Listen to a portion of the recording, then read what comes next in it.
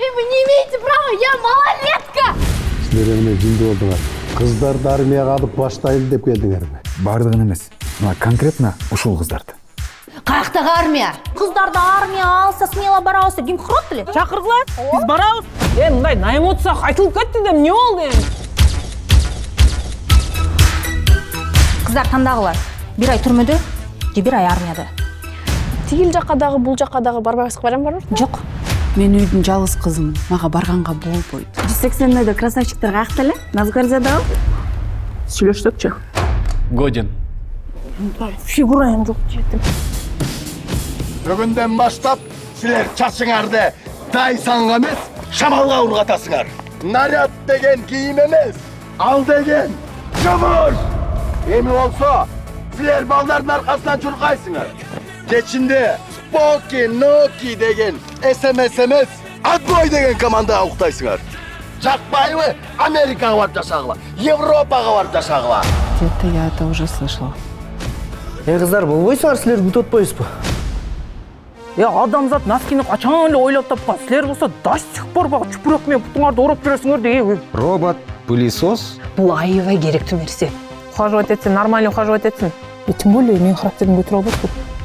Ал характериң эмес, өзүңдү көтөрүп алдыңбы? Вот! Айда жуас! Соревнование? Биз кыздар эркектерге каршыбы? Кстати, силер ким даярдайт, билесиңер? Ал деген легендада жалгыз боевой офицер айым. Не отурасыңар? Встать! Апаң болом, Болуп тур, апа! Не! Роза, пойдем!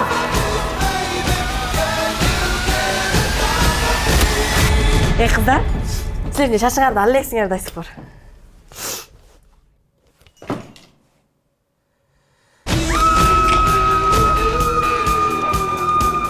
Ар бир кызга 1 айда 5 күндөн выходной берсеңиз, Кайсы эрдиң бир үчүн? сиз менин сөзүмө ишенип кое бериң. Ошо күндөрү алдыбызга чыкпай эле койгула, өзүңөргө эле жакшы болот, тынчтык аманчылык дегенде, кыздар?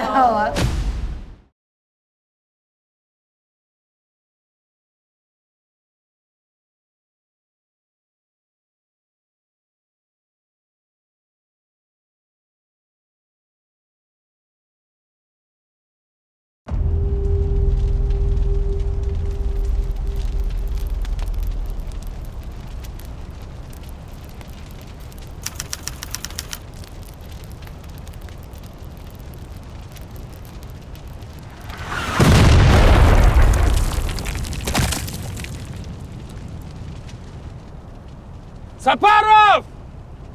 Выходи! Ты один остался!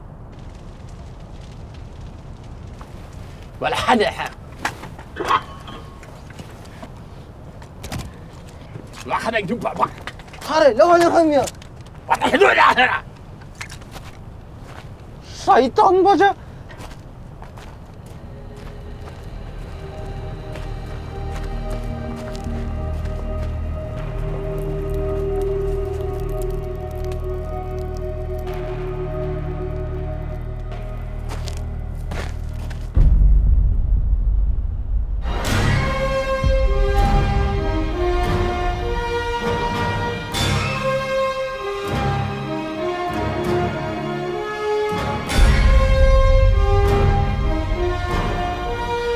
Не?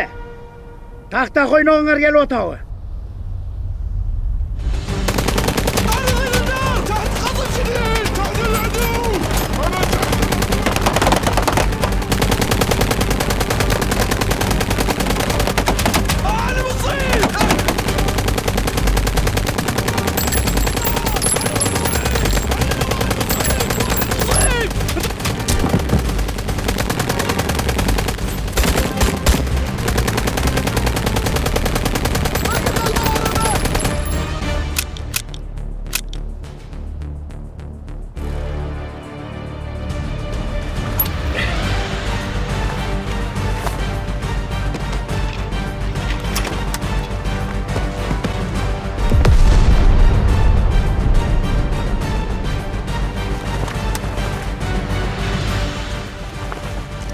Yine mi bu? Granatlar tutmuyor.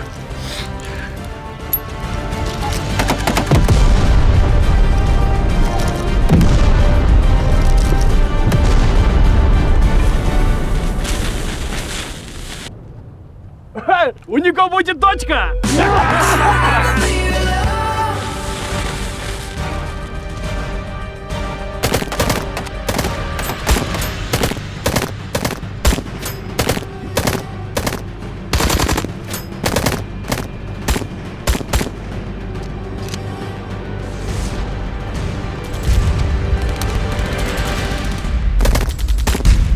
Түнү менен ок атышуу токтобой.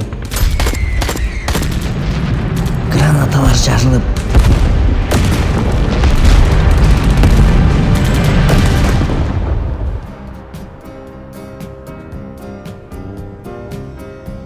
аягында Асан Сапаров баардыгын жеңип, Афган согушунун баатырына айланды.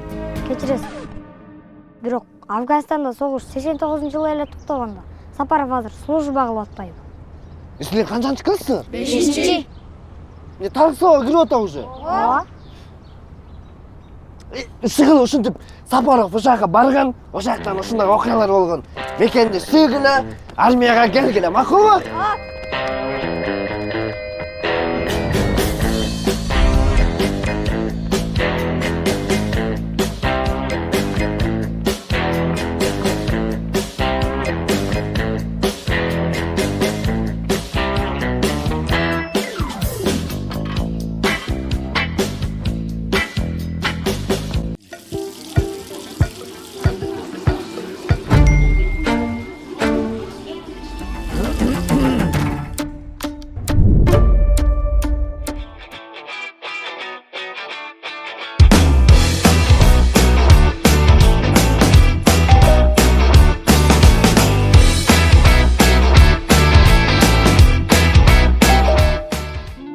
Манты. Бул жакындарды бириктирген даам.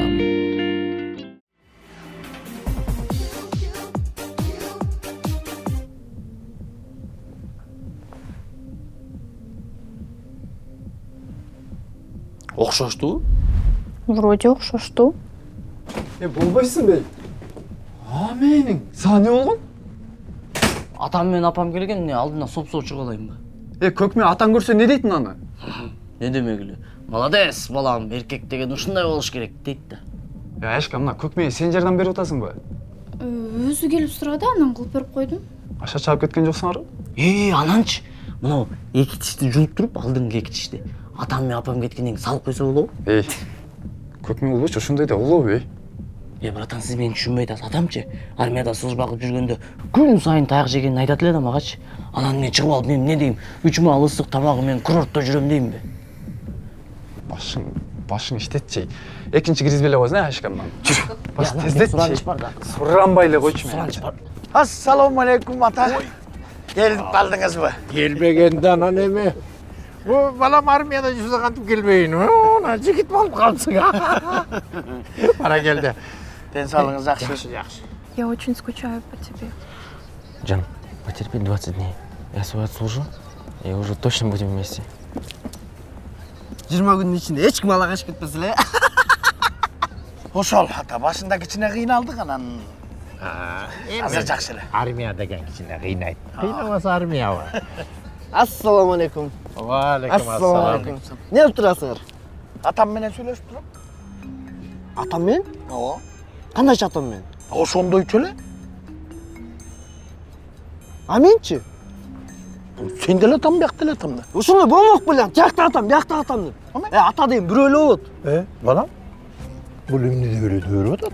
Көңүл бурбаңыз ата. Балам? Балам дегенге кантип оозуңуз барып атат? Чайсыкан таштап кеттиңиз го кичинекей кезинде. Бактым го муну. Бала тапкандыкы эмес, баккандыкы вообще-то. Мен? Сапар. Мынау Сапаров Асан Сапарович. Мен атасы болам. Аз фамилия важный деле эмес, соңгор өзгөртө алабыз фамилияны, Бала тапкандыкы эмес, баккандыкы. Мунун келеси обо чечиндиби я? Көңүл бурбагылачы. Давай анда. Таныч, ким сенин атаң? Булбу же менби? Мына менин атам деп атам, мына өзүм. Состояние эффект. Ой, аффект состояние. Эртең мен урушуп койгом, ошого таарынып атат. Состояние аффектте болобу, урушасыңбы? Менин атам бул. Переходный возраст. Сиз бала бактыңыз беле, аны билбейсиз, переходный возраст билесиз? Болду кылачы.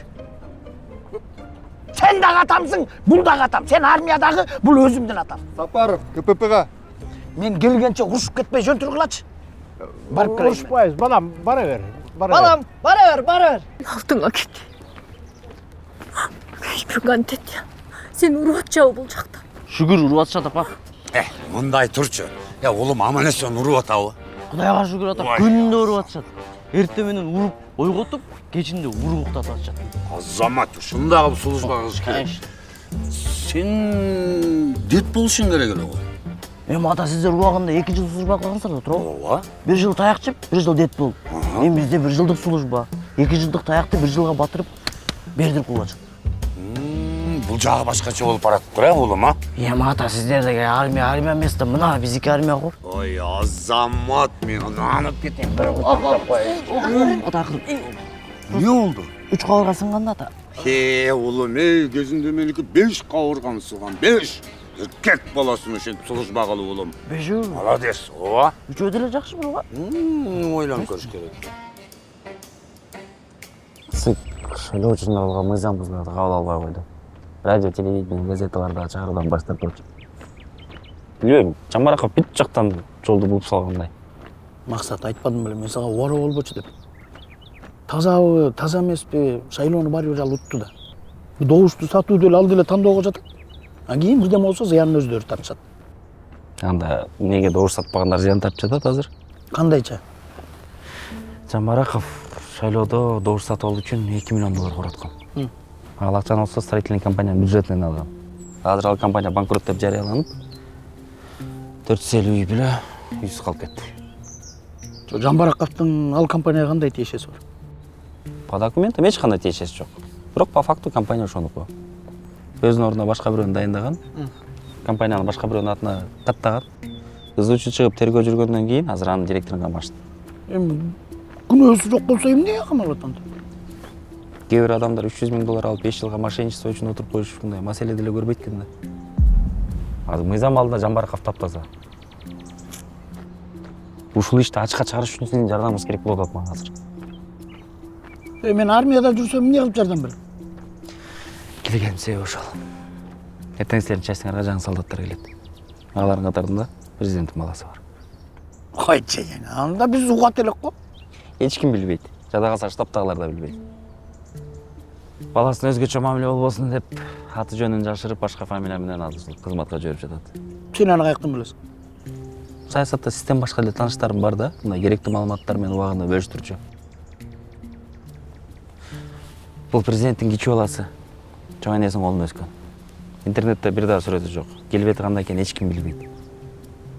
А биз эгерде ошентип отурган болсок, маселе чечилип кетиши мүмкүн. Аны тапканда эмне пайда?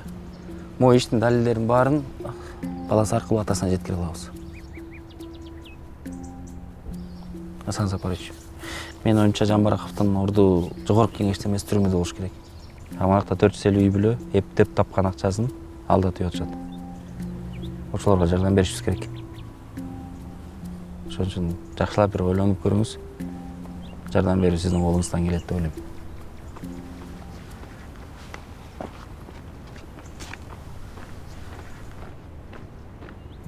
Сын президента? Реально? Да. Бирок аны бизден башка эч ким билбеш керек. Президенттин баласы болсо, службага келип не кылат? Жатпай үйүндө. Туура кылат. Президент баласын армияга жибергени. Кыргыз Республикасынын жараныбы, значит, моюкка келип туруп өзүнүн милдетин өтөш керек.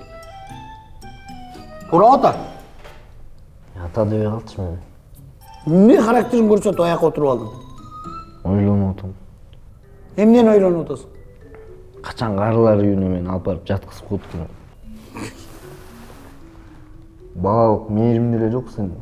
Болдучу. Болсо болду да. Чын эле. Көңүлгө эмне болду? Эмне болгондо эмне кыласың сен? Алдыгы башындагыны чеччи. Чече албайм. Атам айылга барып чалам деген видеосуну күтүп атам. Мактанат экен айылдагыларга. Кыскасы мындай жигиттер. Эртең чыгып туруп президент баласын табышыбыз керек. Макулсуңар да барыңар эле. Ата. Ama neyle otasın? İla öyle.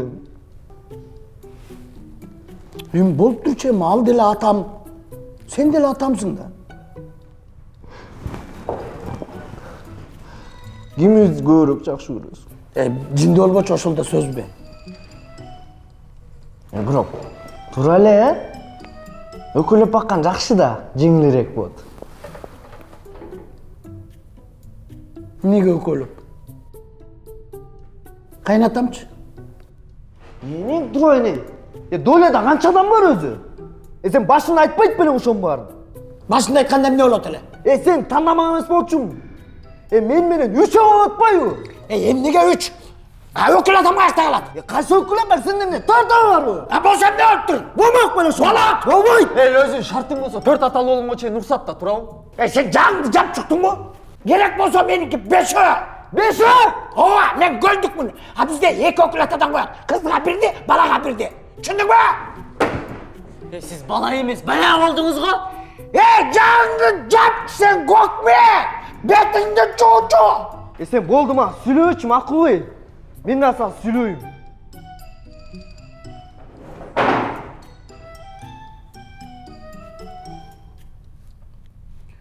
Болuptu, kança atam bolsa bolsun. Bırak en жақсы көргөнүm sen da.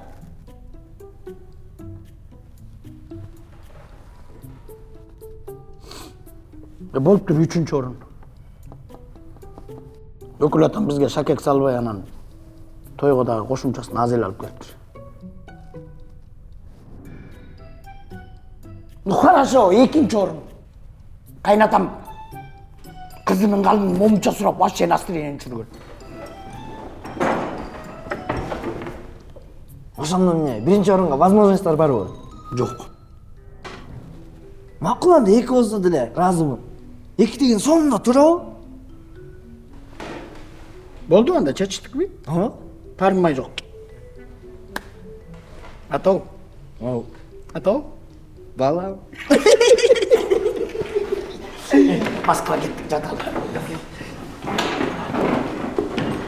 Bunu şu aştalarını aytmay koydu. Boldu kılaştık. Чоң атасы менен тайтасын да айткан жок. Boldu işte.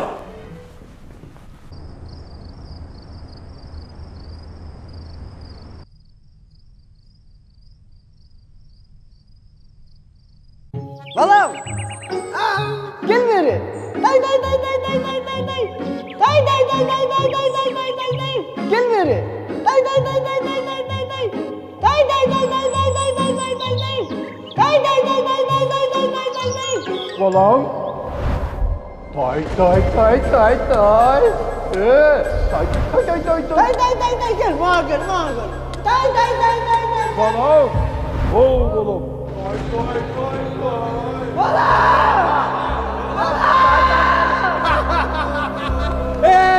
İkinci arayın, ikinci.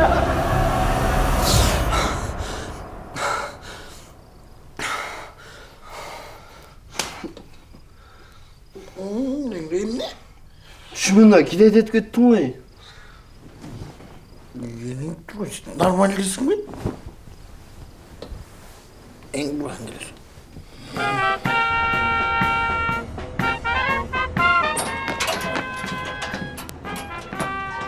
Алдыға қарай. Адам, да. Президент баласын жақсылап қарағыла. Не болып тасқар, ей? Анне президент баласына монтын.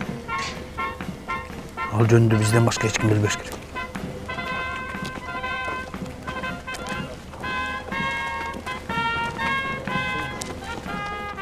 Болды қылачты. Болды ака, болды. Так, саллаги. Бүгінтен баштап мен сілерге апа да олым, ата да олым. Оқой. Ежең, Дегенен текстер елінел өзгөрбей қалды. Сесең, тайкең, қошынан, қайденең. Ей, ошондо президенттің баласы қандай болайын неме екенін қантты болсын?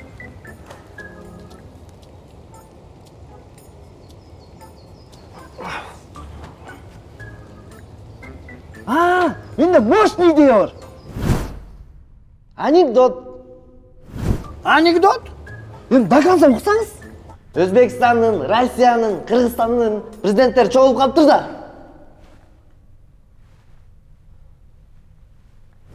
болбойт андай. Эми атасы жөнүндө сөз болуп аткандан кийин бирөө реакция кылса керек. Сен келе соосуңбу? Анда мондай. Нам нужен $1 миллион и вертолет. Вертолет менен $1 миллион эмне кыласың? Кинолор ушинтип сурай беришет го. Сен жин демессиңби? Эми аталарына чалабыз да, анан ким $1 миллион которсо, ошо президенттин баласы. Башты ортпачы деп атам. Анда минсекчи. Эки балык суу ичти, калганын ким ичти? Ык-пык президенттин баласы чык. Пожалуйста, мына. Жок, эми сержант Коңурбаевдин варианттарынан көрүү жакшыраак го дейм.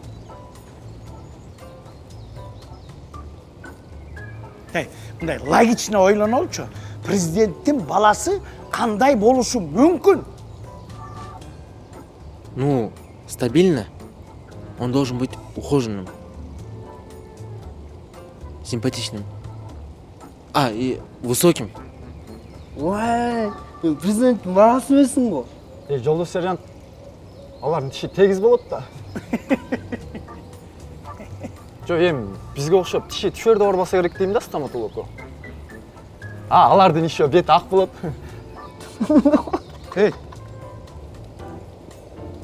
Эмне бети карап президенттин баласын көрө элексиңби? Барак Обаманын баласы эмне акпы? Еще колунда мозоль болбойт. Кетмен кармап иш кылган эмес го дейм да. Еще KFC жыттанат. KFC? Ооба, байлардын баары эле KFC'ге барат го. Болуптур. Анда бою узун, татынакай, ухоженный, тиштери түз. Апапакай. Колунда мозолю жок. Баланы таап алам да. Анан KFC жыттанган, болдучу сен аяктагы KFC. Байлардын баары эле KFC'ге барат. Болдучу деп атам. Баскы. Калиловто эле бирөөнү дейт.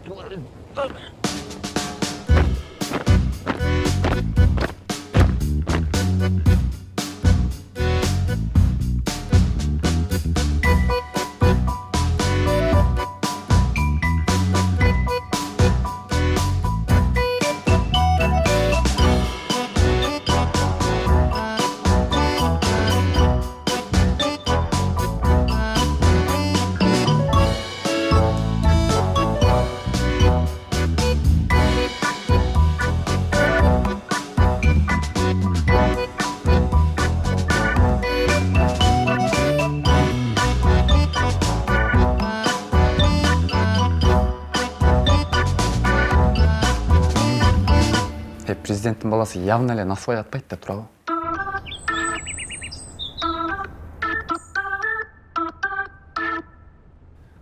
Мен таптым.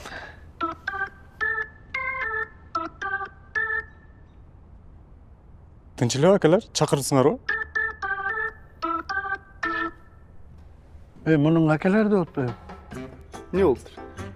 Президент чүйдөн да. Тагалардын колунда чоңоюп калса керек да. Анын аялы да чүйдөн. Койчу. Я нашел его, пацаны. Я его нашел, пойдите со мной. Лукан, сен бары.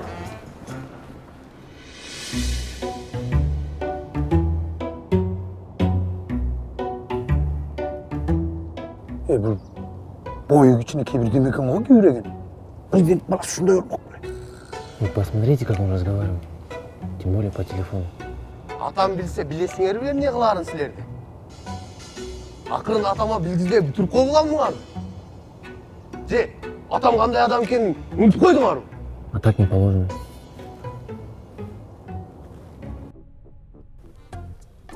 Президенттин баласы ошондо ушул болуп калабы.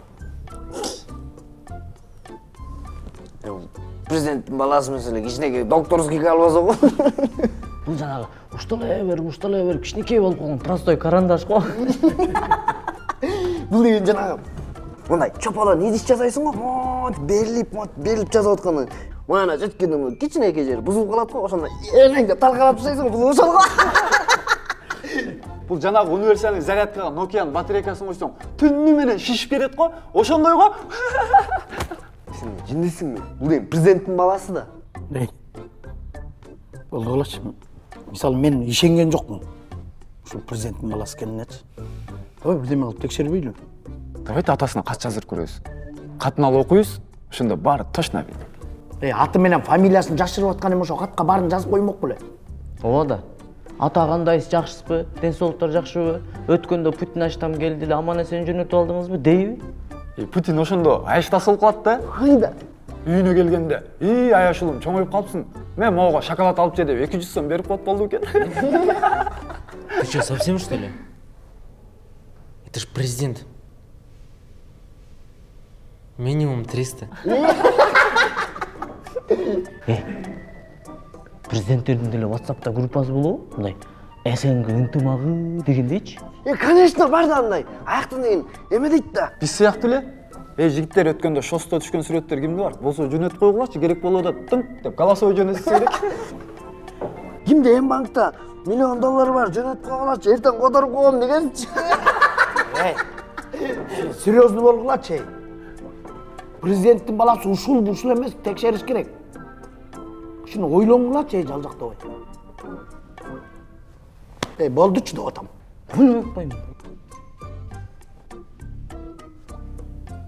У меня есть идея.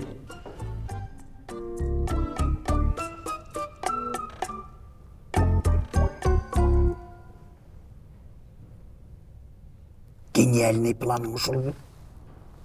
40 мүнөттөн бери турушат. Кантип табасың аларды? Наберитесь терпения. Это сын президента все же. Точно к такому не привыкший. Сейчас тот, кто выйдет из строя, тот и сын президента. 100%. Жигиттер, бизде качанга көрүшөт экен, табарсык толуп калдыбы? Проверка. Ким биринчи стройдон чыкса, ошонун түнү менен өлү эле сабашат. Табарсык жарылчудай болуп атат уже. Чыдап кой. Болбойт бул план, башка план ойлонуш керек. Я же говорил!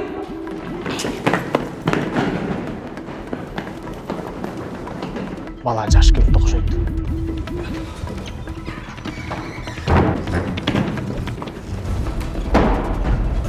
Болбой келер, урмагла, мен барып шынын берем. Мен төрт жалаңышына арқасында просто урмагла мени. Эме, мындай да? Сен коркма. Эч ким сени урбайт. Не коркуп атасың? Урбайсыңар мени. Биякта ушундай экенде, эч кимди урбайт деп кой. Турчу мындай. Эме, сен деген шефтин баласысың да. Шефтин баласың кантип урмак элек анан биз. Шефтин? Кайсы шеф? Шефчи? Не? Эми өтө чоң, өтө маанилүү, важный шеф да. Силер менин атам каяктан тааныйсыңар? Сен атаңды бардык Кыргызстан тааныйт да. Даже биз да тааныйбыз, Сен атаң дегенчи, бизге Манас атанын ордуна Манас ата да. Сиз эмне баарын эле ата дей бересизби? Кайра баштабай жөнтүрүп туруңузчу, Анан сүйлөшөлү бул боюнча. Ошол важный адам менен бизди жолуктурсаңыз, анан биз эме жумушубузду бүтүрүп алсак, болду.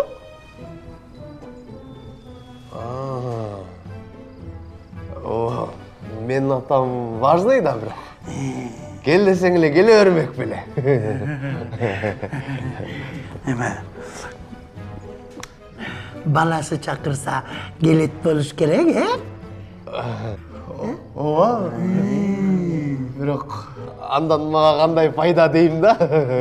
Эгер ошол сен атаң менен бизди жолуктурсаң, биз жумушубузду бүтүрүп алсак, могул бешөөбүз сага каалаган нерсеңди аткарып беребиз. Каалаган нерсемди?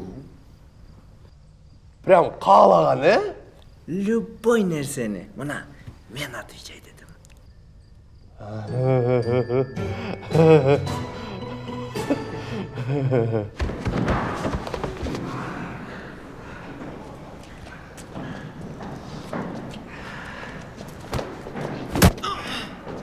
жөн койсо артымдан кирип алыпсыңар да шагырап. Же дук жетпейт деп ойлодуңарбы? Же сержант болсом болду дедиңби? Никак нет. 40 мүнөттөн бери эмне кылат экен деп унчукпай койсо тизип койдуңар го бизди кокойду. Я. Кечирим сурагыла давай. Кечир койчу. Менден эмес. Общий кечирим сурагыла. Түм эле койбойлу ошону.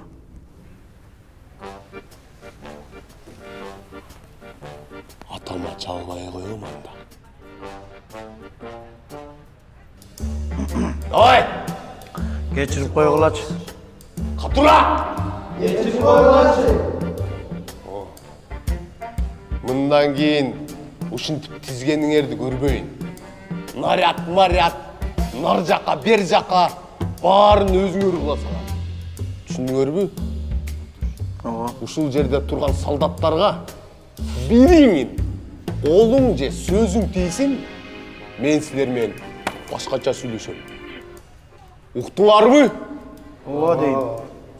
Устав боюнча айткыла. Так точно. Давай, bu жерде. Шамал! Бегом!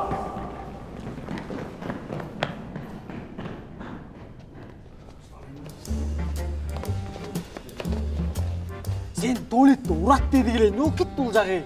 Дух да главное, дух. Буларды башынан эле ушинтип кармабасаң, башка чыгып кетишет. Кой, силер кирип жата бергиле. Мен буларга до конца түшүндүрүп коеюн кимдин ким экенин. Жигиттер, эс алгыла. Жаман жыгылды. Бул бизди туктардын алдында өтө эле уяткынтып койгон жокпу? Жок. Он нас хотя бы не трогал. Меня как по заднице пнул. Братан, ал вообще-то башка тепкен да. Бирок пути жетпей калды. Не байкабай турганда тебирдиң? Зато тигилер ишенбедиби? Давай, сен айтканыңды биз кылдыкпы? Атаңа чал. Силер кызыксыңар го? Бир эле жолу айтканын кылып коюп, атама чалдырта бересиңер. Менин атам деген шеф да. Туалетте сүйлөшпөдүк азыр эле? Ооба, сүйлөштүк. Поведениеңара карап, айтканымды такай кылып турсаңар чалам да.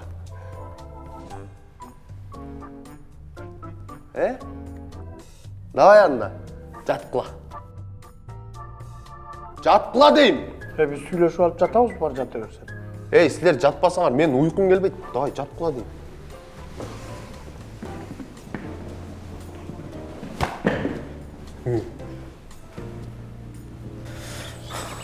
Президенттің баласын таптыңар? Ооба. Жакшы. Жардам бергенге макул болду? Жардам берем деп элатат. Бирок ал дагы өзүнүн условиясын коюп атпайбы? Кандай условия? Шеф, утренний кофеңиз даяр? Коюп кой бул жерде.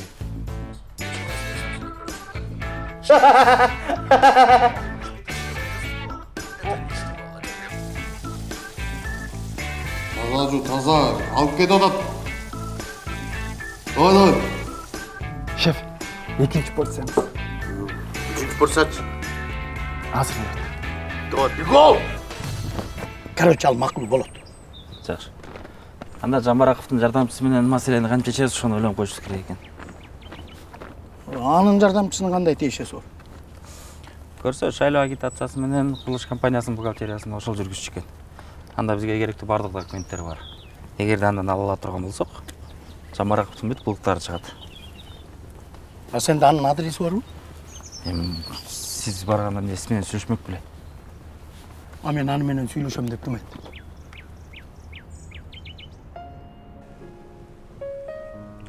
Сиз аябай жакшы бийлейт экенсиз. Рахмат, сиз дагы. Мен сизге бир нерсе айтып атайын. Сиз мага аябай жактыңыз. Фу, ойнобойм мени. Ойнобосоң анда хорошо. Ошондо эмне? Атама чалбай калдыңбы? Жалбасаң жалбай эле кой. Түшүндүңбү? Милдет кылып алдың атаңа чалышты. Ойноп кой берчи. Чалбаса Сапаровдун иши бүтпөй калат. Бүтпөсө бүтпөй эле койсунчу. Эркек эмнеге жетти? Кирин жуудурат, чай таштат, ар нерсени чегип алат. Көкме, мен жана бул менен сүйлөшкөндө, атаң менен сүйлөшүп, серьезный жерге ишке кирсек болобу деп койгом. Экөөбүз серьезный жерге иштеп калышыбыз мүмкүн. Ак үйгө? Может, ак үйгө. Жаман стресс го билантал, Албетте. Не унчукпай калдың? Дальше не кылыш керек, братан? Үйүңө чакыр да. Меникинеби? Ооба. Меникине болбой калат го, братан. Үйдө адамдар бар. Атам, апам, братчикалар, ошо эжем дагы үй бүлөсү менен келип алган. Эми үйдө эч ким жок деп элестет да сен. Биздин үйгө кеттик ба анда? А мен барбайм. Неге барбайсың? Мен өзүмдү мусордон таап алган эмесмин да, чынбы? Туурабы? Сразу кетип каламбы? Барасың эле. Токто, братан. Кел сүйлөшүп алайлычы.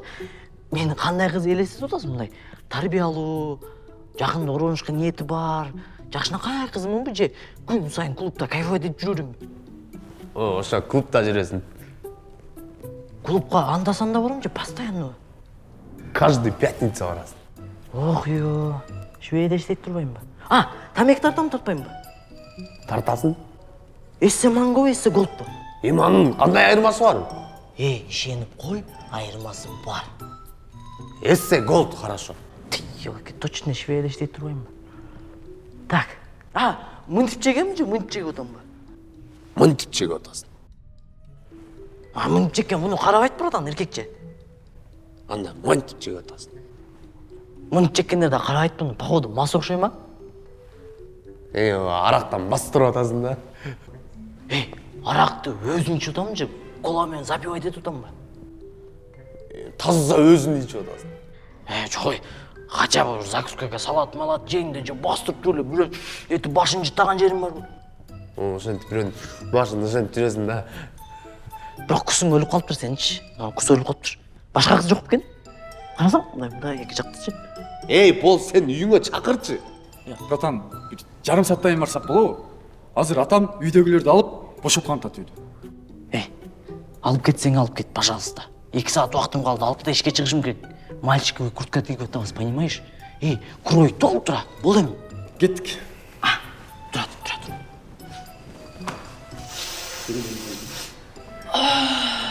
Эми кеттик, давай. Бул силер менен эч жака барбайт. Сен кимсиң? Менби? Мен Мырка подружка. Жана бар го, эркектердин планын буза берген, подружкаларын кызгана берген, подружкалар бар го, ошол мен. Тим эле подружкасымын деп алыпсыз го? Бул Айныр же. Бизде цехте үтүктө иштейт. Жашы 40-чты, Мен жашым жөнүндө эч кимге айта бербе дебедим беле? Сиз камчылай бербексиз. Айта бербе деп атам. Эмне айтып атасың? Не болуп атасыңар, Шеф келди. Шеф? Шеф. Жанагы цехтин хозяйны Токобай эке ушуда. Жанагы типичный дордойский байлар болот го. 570-ти минип алып, там 570 деген номер тагып алып, анан бирдемге болсо элечи. Улуктоодо аш жей берген киши ушуда. Шефуля. Вообще кыжаат болбоңуз. Эртең 6-да иште болобуз, туурабы? Да. Отправка четверг. Жинде болуп атасың бей. Ошо сиз үчүн жинде болуп атпайбыз. Сен эртең атаңды чакырышың керек болуп атат. Силер 3 күн айтканын кылып алып, атаңа чал деп үйрөткенсиңер. 3 күн эмес. Могу служба бүткөнчө сага кызмат кылабыз деп атпаймынбы? Сөз бербедик беле? Точнобу? Точно. Хорошо андай. Бүгүн атама чалам, эртең атам келет.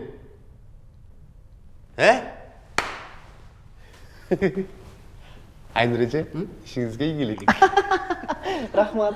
Көрдүңбү? Менин ишиме ийгилик калады. Сага каладыбы, мага калады. Артурчу. Эмне кылалы? Жигиттер бүгүн могу частан качып чыгыш керек болуп атат. Зачем? Бирөөнү кичине коркутуп, Жамбараковго тиешелүү документтерди алыш керек. Анда бизге мощный план керек экен, Келсеңер. Жок, бияктан болбойт. Жүрсөңүз тияка.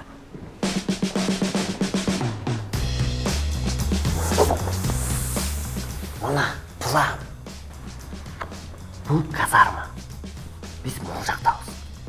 А бул душ. Каждый пятница түшүп турабыз го. А бул парк. Анда-санда гулять этип жүрчү жер. Санчайс. Аяшка отурат. столовый. Тамақтанып тұрабыз ғой. А бұл болса штаб. Офицерлер отырады. Вот.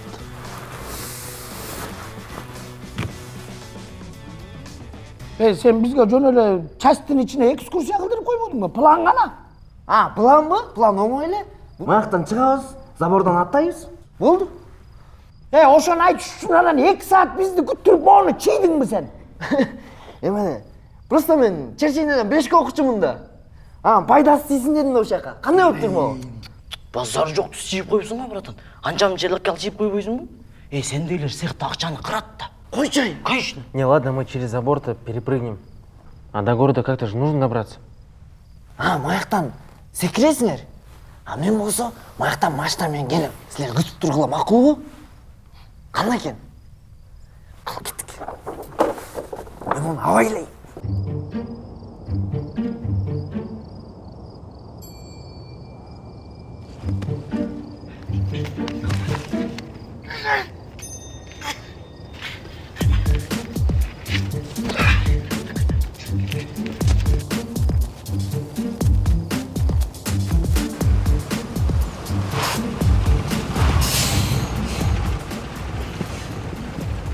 Комфорт плюс чакырдыңар беле? Частьтан кантип алып чыктың муну? Ой, оңой эле. Айышка, снотворный барбы?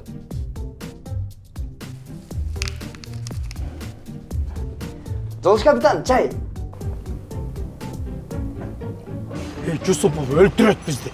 Ой, өлтүрбөйт, ал жагын келтирип койгон мен.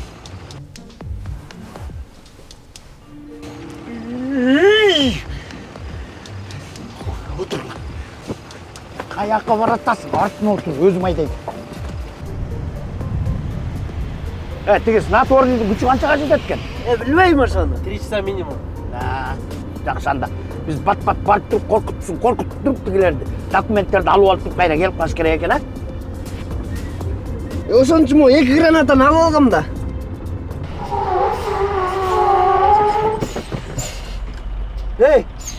Сен келе соосуң гранатаны эмне алып алдың? Коркутабыз. Граната мененби? Жок, бизде автоматтагы. Ой, келесо. Ой, автоматты эмне алып алдың? Аякта гражданский кишилер бар. Ошолорду коркуткандасыңбы? Билген жокмун мен. Дастан, мени карачы. 2 граната, 1 автомат болдубу?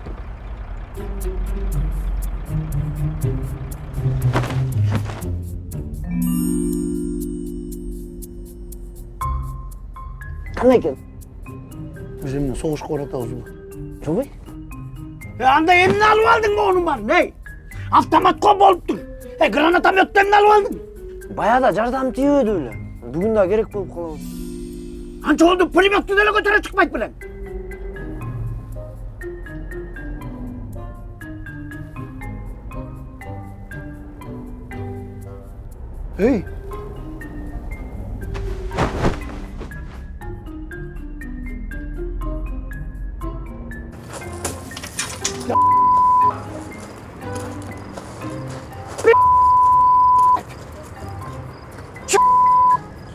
Бул эми сөөнү бербеңизчи.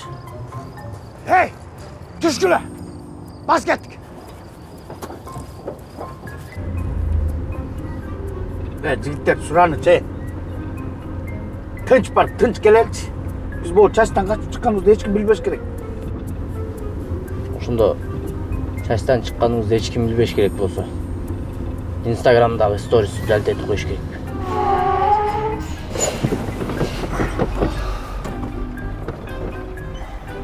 Көрсөтчү.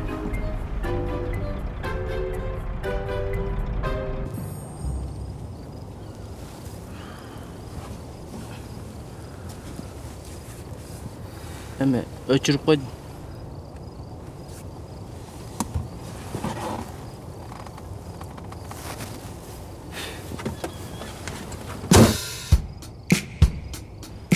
Буну кантип коймойсуң? Мага 5 минут бербейсиңер, жа план чыга коеюн. Сен жөн түрчө 2 саат чыгасың сен. У меня есть план. Когда он подойдет, В этот момент вы?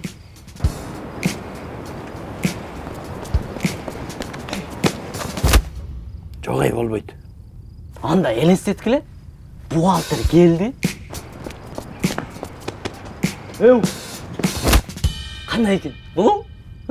Жоқ, болбойт. Башқа план керек бізге. Анда тей келді деп қойыңыз.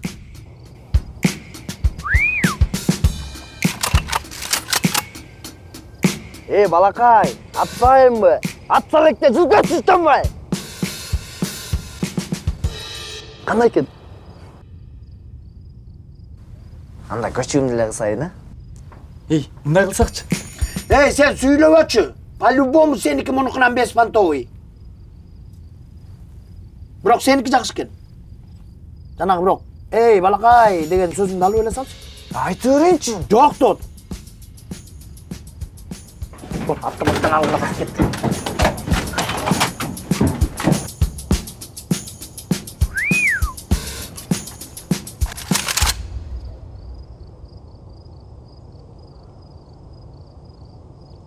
Ей, пафос жетішпей қалаткен жанағыңды айтып салшы. Балақай, атсалайын бі? Атсалекте жүзге түстен бай?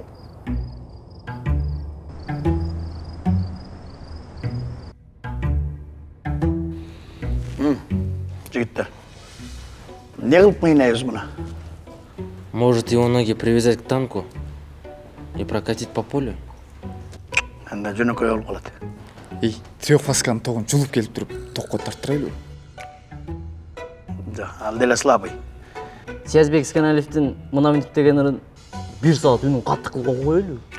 Жөнтүрче, ушунчалыктан мы качып болосуң го? Адамгерчиликтериң керек да. Өзүңөр кыйнайып жүрсөңөр го. Анда маяқа нанды өлі ушалап жеп, маяқа мұны сеп деп төшек салабыз, уқтатабыз, таң атқанша албарыс басып шықсын, не? Точно. Басырық басқанда өлі қиналасың да. Чурқайын десең чурқай албайсың, урайын десең ударың сылабый. Ей, кішіні ойланып сөйлегілі, жөнле сөйлей өрбей. Сөйлей де албайсың. Қармач, айтат азыр мұнда әлі,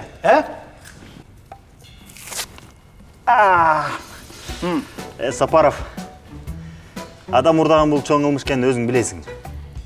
Сен міне түрмеде чири өлгелі отауы, тип. Түрмеде сен чири өлесің, ей. Бухгалтерияның қағаздары қаяқта? Қайсы? 450 адамды талаға таштап. Қана ошол документтер. Әнде Жамбараков Фокон эмне кылып атканын билбейт деп атасың ба? Сен ошол отчеттор боюнча ба? Жо, мен аны айтам. Бирок өзүң айтам. Тосоң лаңды бергеле. Бас.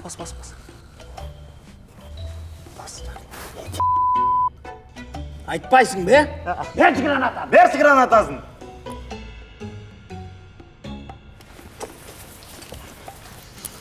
Акыркы жолу сурап атам, айтасың бе?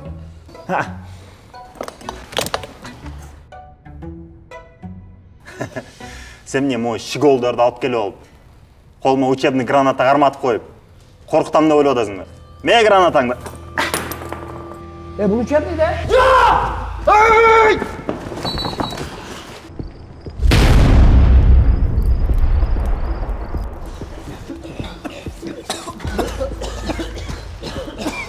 Сен бе, жіндесің бе? Сен учебный демедің бе? Қатыр айттым учебный емес, сағаттан артық қылдың. Айтқан жоқсың, артық қыл. Ей, дивандраш болып қалды. Бірақ шunu қолданыш керек. Давай.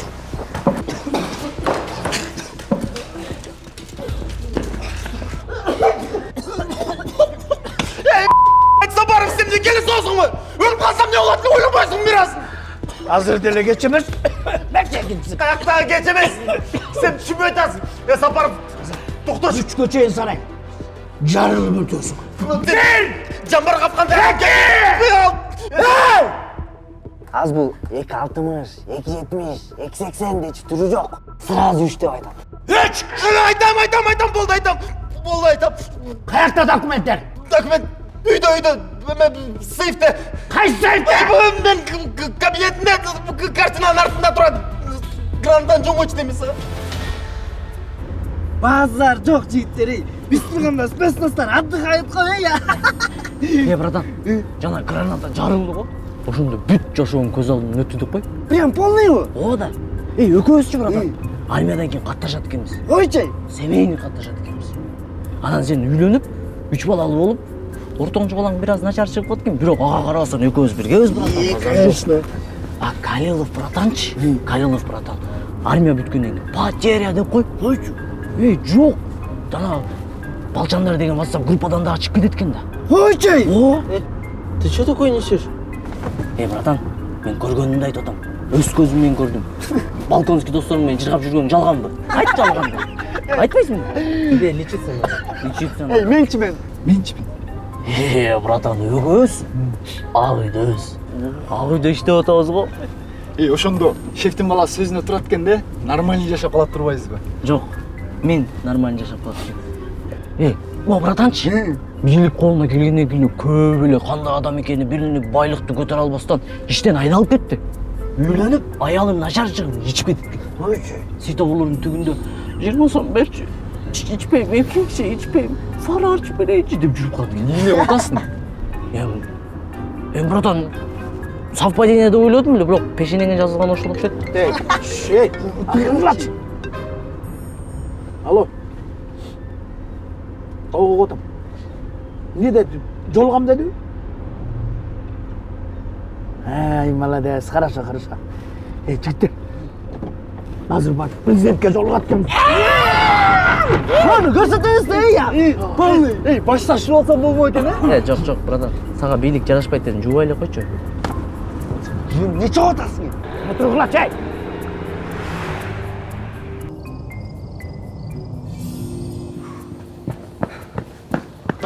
Ордуна койдуң му? Конечно, чек айтып коюп койдум. Капитан билген жок. Ал капитан Жусуп жана билет жабынга моюн жок да чынында. Сен айтпадың беле 3 саат деп? Болду чан, эмне кыласың? Уктап. Давай. Азыр Калилов мындай кыласың. Биз унчукпай туруп турабыз, президент сени тосуп алчы. Я? Конечно. Почему я? В принципе, понятно, почему я. Машина! Түзүрөңгүл. Үчөөң вообще сүйлөбөгүл. Амай? Бул башка машина экен.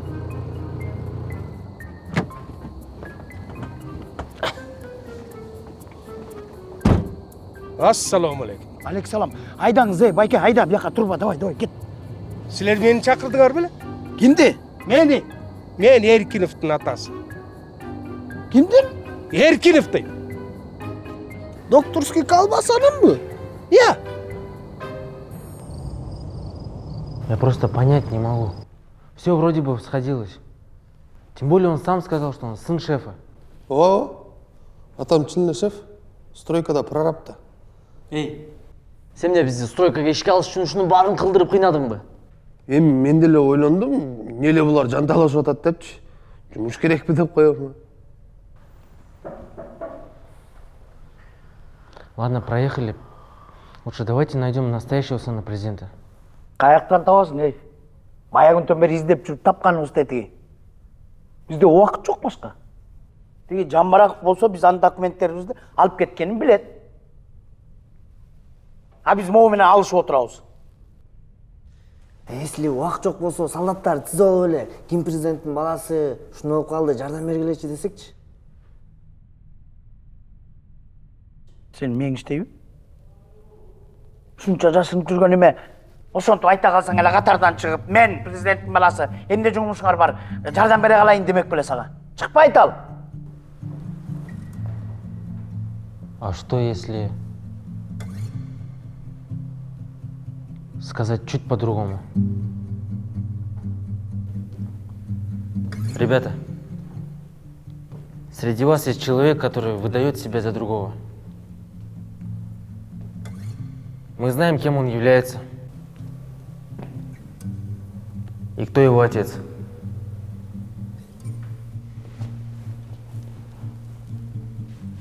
Это не приказ.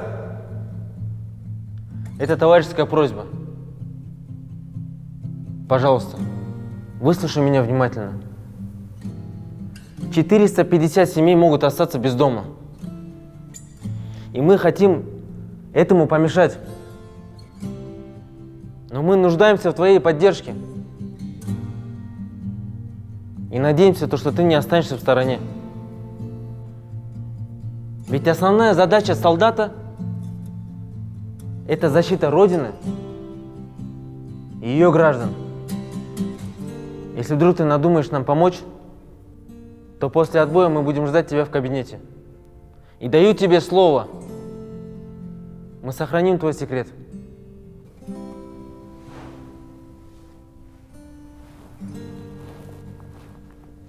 Разойтись.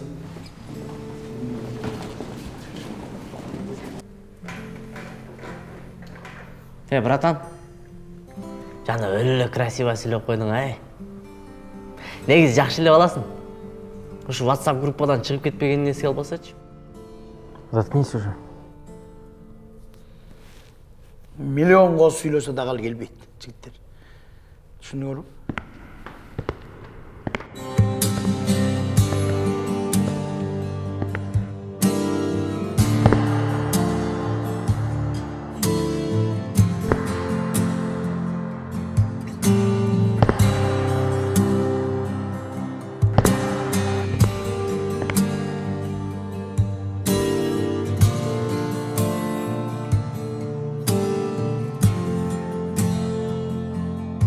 Жолдошжан, жүр қой өріп шаршап кеттім.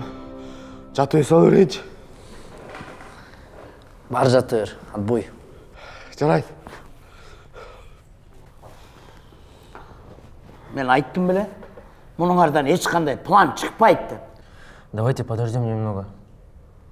Он все же сын президента. Он должен прийти. Келбейді! Сен реалист болшы деп атам! Қандай жардам керек?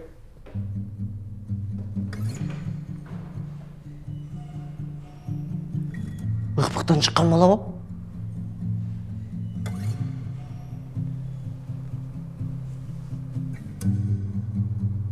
Қамта кевсі там кетті ғой.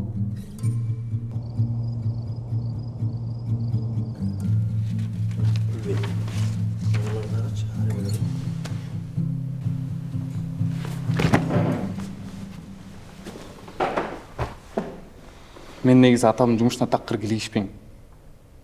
Бирок мындай адамдар жогорку кеңеште отурбаш керек. Колумдан келген жардам барын берем, бирок силерден бир сураныч. Мен жөнүндө эч ким билбей койсунчу. Эй, биз сени 2 жумадан бери издеп жүрбөйбүзбү генетет? Ким экениңди билбей. Мага ошол эле нерсе керек болчу негизи. Башка солдаттардан кандай айырмам бар?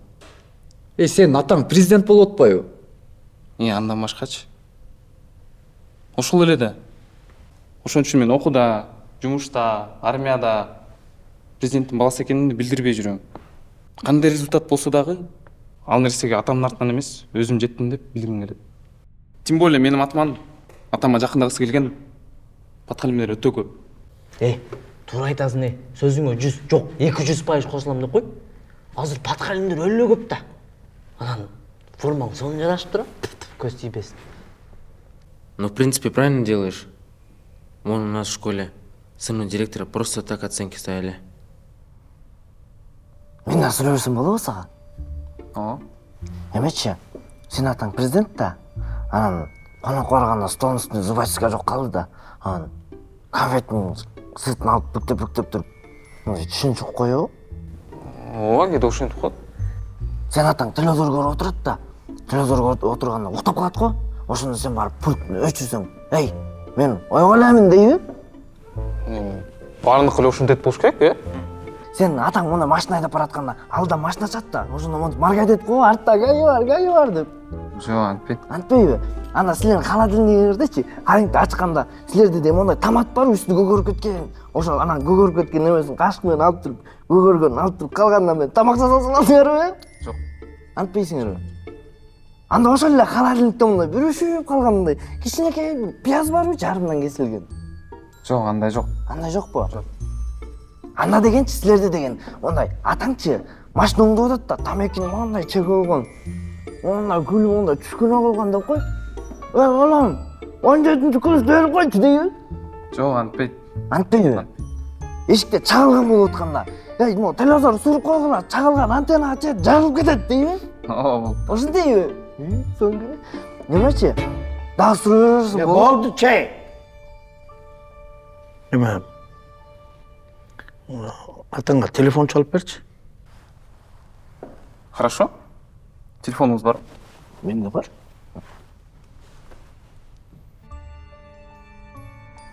Не, менің сүрөтім қойып алғансың, Каждый эле ата баласынын сүрөтүн коет го. Мен дагы коюп алгам фонго.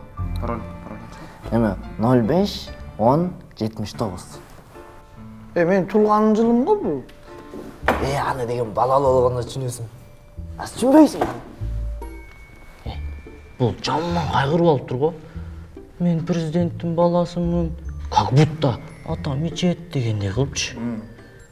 Президенттин баласы болгондон кийин кенен жүрбөй, тарс, а? Молодец. Акылдуу бала экен. Тарбия көргөн бала деп коет мындайды. Мына мисалы мен президенттин баласы болгондо. Сен бир жериңди эле кысасың го, Сен 5 атаң бар. Не президентке да бала болоюн деп атасың. Жөн эле элестетип атам. Элестетпей эле кой сен. Мен сүйлөштүм. Атам азыр саммиттин иштери менен чет өлкөгө чыгып баратыптыр. 5 күндөн кийин келем дейт. Ошондо жолугат экенсиңер. Рахмат. Мен жөнүндө эч ким билбей эле койсо жакшы болмок. Сарсана болбо. Мына бизден башка эч ким билбейт. Жакшы жат алтыным. Силердин мамилеңер өзгөрүп кетпейт да? Жок, өзгөрбөйт. Этиги атасы менен сүйлөшкөндө атасынын номерин өчүрбөй коюптурмун. Ошондо сенде президенттин номери бар. Конечно, любой понтко айла го. Брата, давай сохрань этип WhatsApp'тан сүрөттөрүн көрө. Давай. Эле соол болгулачы. Бас кет. Четко. Анан көрөбүз. Конечно. Өчүрдү отамалдын номерин. Эмне өчүрмөң?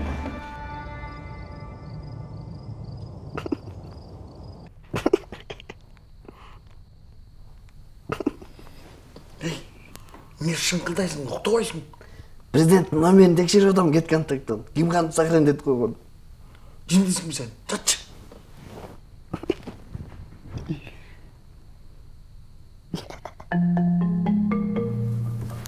Эмне кызыктуу бар экен? Стандартный эле. Шеф Нурлан Саматович, президент, шеф, балдарым атасы дейт. Первый эле катып кеткен го. Nokia кошуна деп ким сохрань этип койгон? Токаев болсо керек. Кошунада. Мом не дейт? Нурлан Мастурат жамаат 3 күн дейт. Первый эле дечи. Ушундан кийин балдарымдын атасы деп сактап койгон го. А что такое Мастурат жамаат? Бар жат кылачы.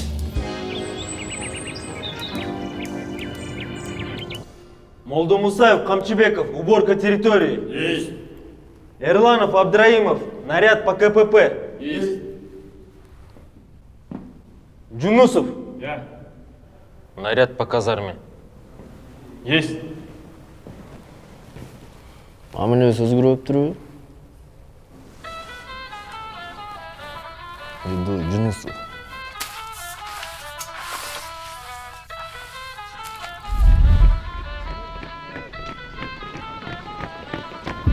Askerge kelgende эртеси кайра качып кетпе. Келчи тайлы эр дос күн бизге деле тиет албетте. Бик турасың ар жерде улуулар келетат деп чекчейген кур бар белде бекем тартып коюш бул милде. Бара билинет деп кимибиз эркек ким эркек кимибиз кетет ким жетет аягына чейин үшкүрүп тердеп автоматтан атсаң баттан тийбесең өзүңө даттан кыйратасың кайсы жактан айтпай көргөз анан мактан эмесе бир эмесе эки отжимание бер келечекти жөн жай жедирбей келтекти тентектен кылабыз элпекти бирде жамгыр бирде күн билимиң жетет күчү де башынан аягына чейин аракеттенсең мекен үчүн бирде жамгыр бирде күн билимиң жетет күчү де башынан аягына чейин аракеттенсең мекен үчүн кээде жыргайбыз бул жакта кээде ырдайбыз кыйрата колдо гитара турганда адам табылбайт тыйганга кээде жыргайбыз бул жакта кээде ырдайбыз кыйрата колдо гитара турганда адам табылбайт тыйганга денеңе сақ бол, көп далбақтаба, ишіңе тақ бол. Ар тармақтарда чачылып жоғылтылған калаштарда келечегің бар. Адаспаған уйқың қанды, жығанба қанбы. Ким қойып тұрса қатанда қанды. 20 секунд жетет тур. Жота через чур. Кеде келесі оделе келе таскерге, жол берген беспределге. Анны рахаты бүрін жарақат, тене азауын тарты бар билбегенде. Керандай бол болсың, тура жақты қолдосың. Біздің аскерде келечек бар, келечек бар, келечек бар.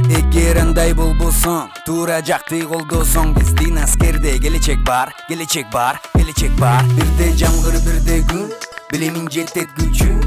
Башынан аяғына чейін әрекеттенсең мекен үшін. Бірде жамғыр, бірде күн, білемін жетет күчі.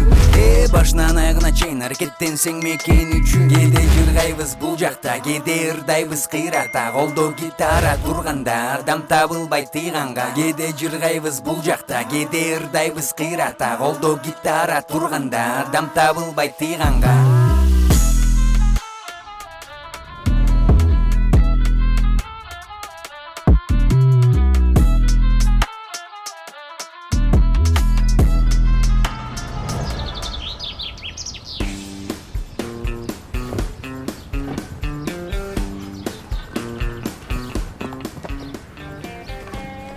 Ей, Жунусов. Оу. Келін маған не келіптір? Келінім? О, мен сен бала қылайын отпайым ба? Сенің балаң мен. Сенде 5 ата бар. Менде 2 бала болса болбойт бекеніне. Болбойт андай. Жотурчи. Сен бүгінтен баштап мені ата дейсің, мақұл? Мен вообще-то сержант Қалилов уже бала болған. Балкон, саған не жоқ? Ну, у вас у всех есть, а у него нет. Вот я и выбрал. Сен ең жирныйын таңдап отпайсың ба? Ну, вообще-то у вас самый жирный вариант. Көттіңіз чай. Анда мен саға өкіл ата олам, мақұл? Эми мамиле өзгеришип кетсе каршы деле эмесмин. Анда сен мамилен келиштик деп ойлой бер. Бүгүн мен сага өкүл ата болом. Ошондо буга өкүл ата болуп атсам, президент мага куда болуп калабы? Конечно. Анда мен президенттин номерин президент куда деп сакырайын деп коем. Братан, если сен буну өкүл ата кылсаңчы, тик Калилов сага куда болуп калат, если что. Ай, А что это такое? ты не знаешь, Юрпанат кадасап. Что он сказал? Мына мунуңар баштабады. Кандай дейсиң? Келин балаңыз тарынбаса, буюрса болосуз өкүл ата. Эмнеге тарынат? Бүгүн түнкү рейс менен ал окууга учмак чет мамлекетке. Анан өзүмүз атам деп сөз берип койгом. Капитан маған увольнительный бербей койду. Эй, талантыш менен мен сүйлөшүп берейин. Президент баласына керек болот деппи? Мен силерге айтпадымбы? Маған өзгөчө мамиле кереги жок. Тура. Бербей койду, значит, бербей койду. Ал деле мени түшүнөт болуш керек. Калилов, биздин тиги Койташ Пелес иштеп атабы? Эмне жөнүндө айтып атасыз? Сен бар, Жунусов, заниматься этип турчу. Бер келгилечи. Балчаңга жардам бериш керек да туурабы? Сен бирок мунусунда Калилов ырдап ойлой койчу, макулбу? Почему? Надо. Макулбу, ырдап ойлой койчу сен. Сен дасторкон нормальный даярдагын. Өкүл болчу, любой инжекция айтам го чиркин. Калганын үчөөбүз бүтүрөбүз. Түшүп кеттикчи. Бер тушуларды.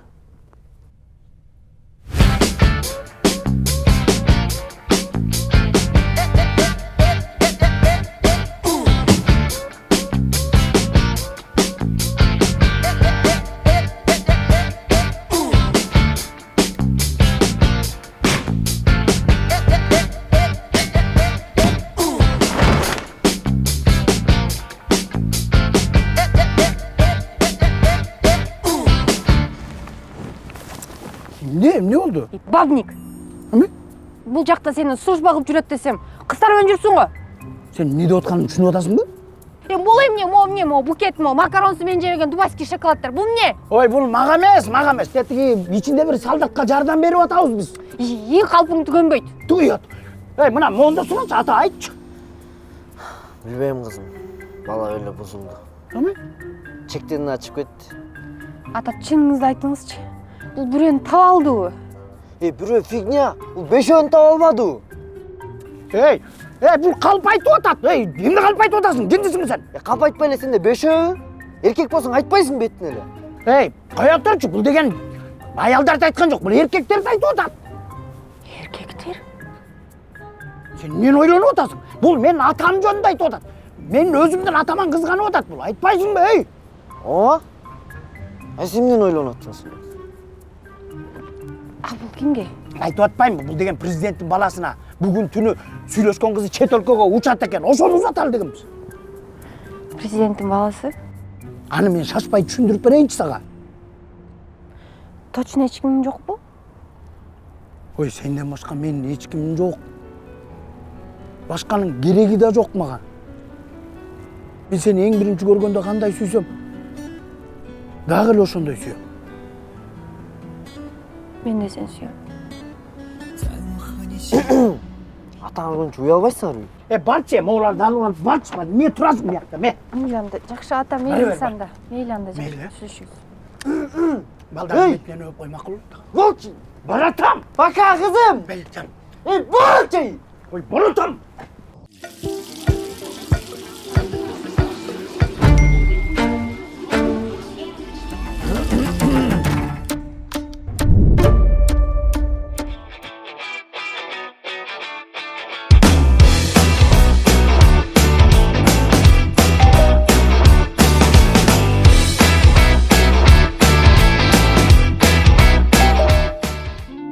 Манты. Бул жакындарды бириктирген даам. Так, Жунусов. Мен ордуңду буга өткөрүп бересиң. Сен болсо трибуна жака чурка давай.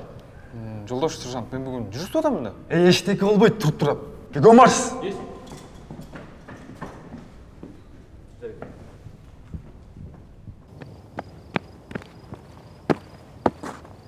Жолдош сержант, чакырдыңыз беле? Да, пойдем.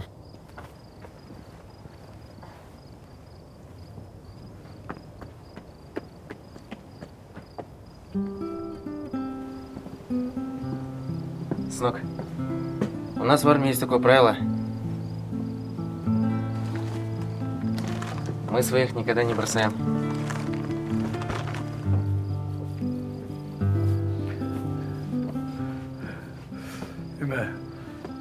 Бирөөнүн кызын алып келет эле, ушунча ыйлагым келет, өзүм кызым үйгө жатсам өлүп калам го.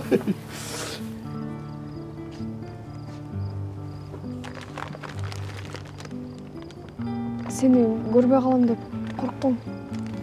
Мен сени менен коштошпой кантип кое берет элем?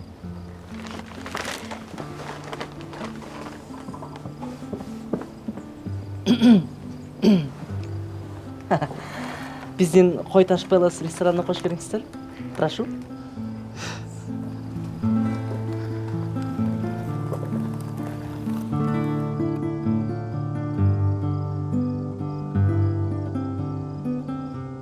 Сиздердин бүгүн кызматыңыздарда мен официант Альфредо болом. Бүгүн сиздерге шеф-повардын колунан атайын блюдолор чыгат. Тамактар даяр болуп чекти. Мен сиздерге 26 жыл сакталган полусладкое красное винону сунуштагым келип турат. Бул винону ичериңиз менен сиз самолетко жетпей учуп кетишиңиз мүмкүн. Ал эми сиз ичсеңиз, целый часқа друковать этип, знаешь, кто мой отец деп калышыңыз мүмкүн. Ошондуктан сок.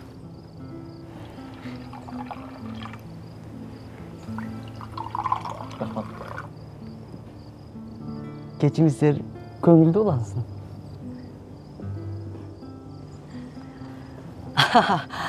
Я, конечно, дико извиняюсь. Дасторкон үстүндөгү бардык нерсени жесеңиздер болот. Бир гана банан менен фруктыларга тийбеңиздерчи. Просто биздин акчабыз жетпей калып, магазин чечеден карыз калганбыз. Кайтарып беришибиз керек. Кайталайбын, кайтарып беришибиз керек.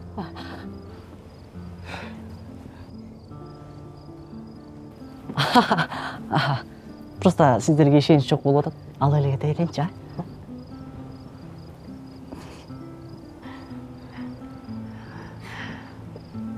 Аябай сонун сюрприз болду.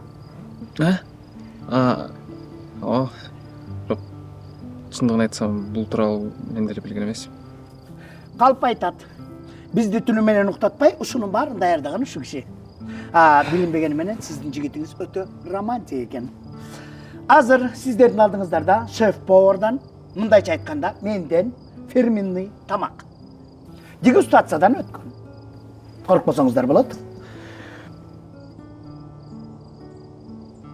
Ой. Тамак бышкан бышпаган үчүн бир бутун жеп көргөм. Көрсө быша эле экен, экинчи бутун жегенде бышып калыптыр. Тамагыңыздар таттуу болсун, көңүлдүү кеч. Бирок ичим өтсө, силер күнөөлүү болосуңар. Сиздер винону по-любому ичпейсиздер да.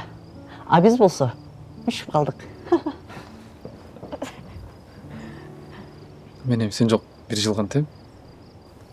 Сен службаң бүткөнчө мен келип калам.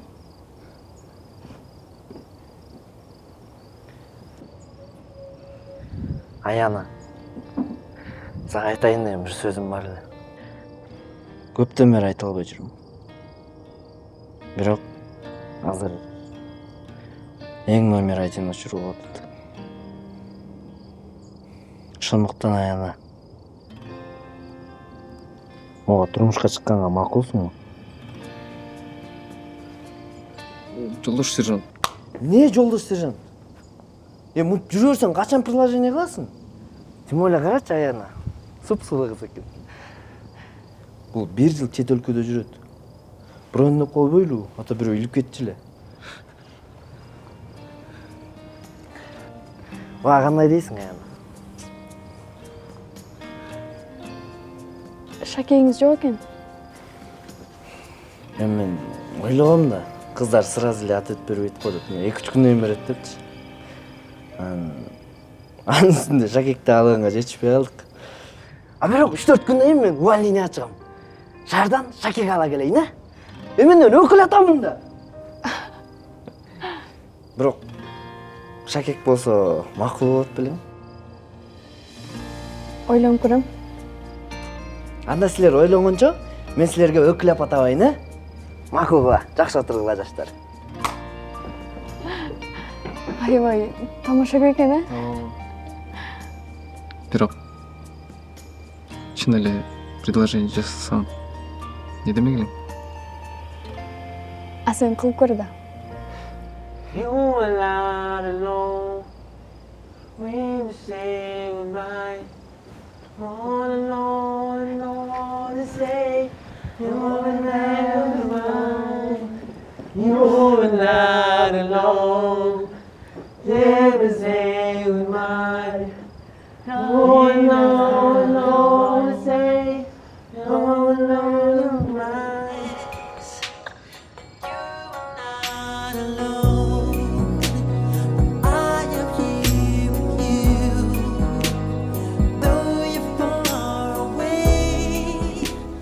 Мен бир жылдык окуудан келечек күтөсүңбү? Албетте, жан. Это так романтично, да? Конечно. Болдуңларчы. Ушулай эле болду өкүл. Ушуну кыскысын келтиресиңер да. Бирок ништеп өттү Байкелер, сүйлөшкөн кызы менен коштошконго шарт түзүп берген үчүн аябай ыраазымын. Балам, өкүл боламын, эч нерсе аябайм го чиркен, Ништяк болду. Мен силерге жасап бергендей тамакты даже өзүмдүн аялыма жасап бере элекмин го дейм. Аны кызым эмес, сен деле жей элексиң го. Сезгендей чалып атпайбы? Алло, кандайсың?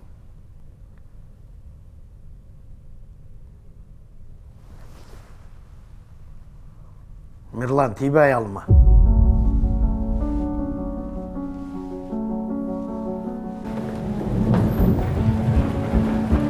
Эмне менен барабыз? Сен каяка? Силер менен? Кал. Мен барам силер менен. Это приказ. Слушай, ты лучше оставайся здесь. Мы не можем тобой рисковать. Хорошо?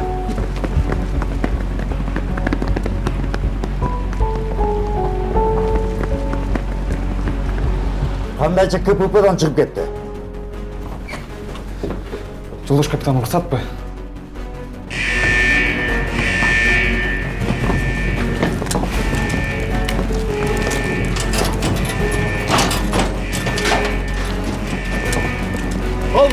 Бол.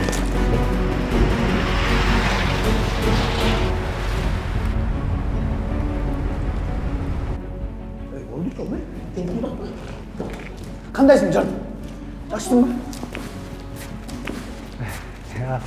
Асанчик. Тынбайт экенсиң да. Жалгыз эле келип турбу? Сен шайлоодон утулгандай жөн эле тынч эле жүрө бербейсиң. Меке, сен туура эмес иштерди кылып атасың, токтотсоңчу. Бе, былыктары бар журналыңды ал дагы кой бере аялымда.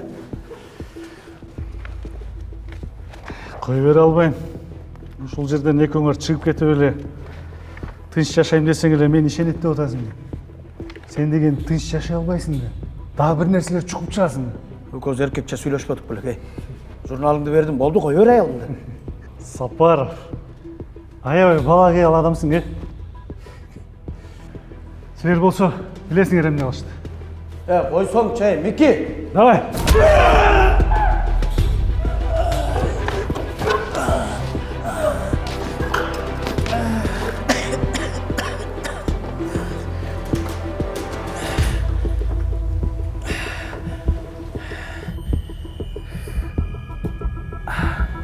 Ассаламу алейкум, жамат. Кандайсыздар, жакшысыздар? Жеңе кандайсыз? Эй, успокойся. 1 минут. Сөзүм бар, айтам, бугуп тургулачы. Негизи силердин көзүңөргө көргөндөй биз лох эмеспиз да, бизде дагы план бар да. А бизде бардыгы пландагыдай кетип атат. Ошондуктан Сапаров братан менен Жеңешканы кой берип койгулачы, а?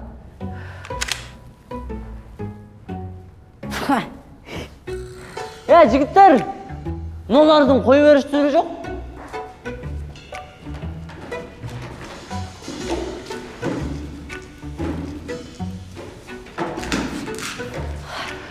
Эми көрүп турганыңардай ситуация ушундай. Силерде гүл бар, бизде шефиңер бар дегендей. Ошондуктан колуңарда куралды жерге таштап койгулачы, а? Сага! Молодец. Жакшы элесиң да?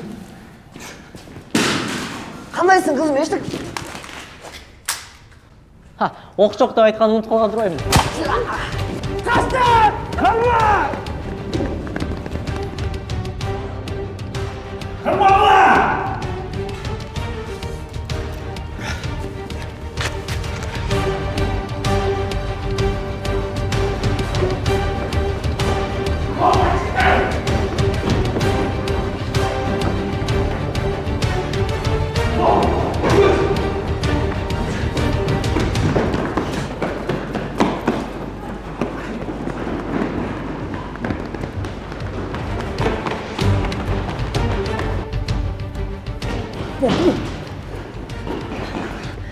Bek, eşke taşın.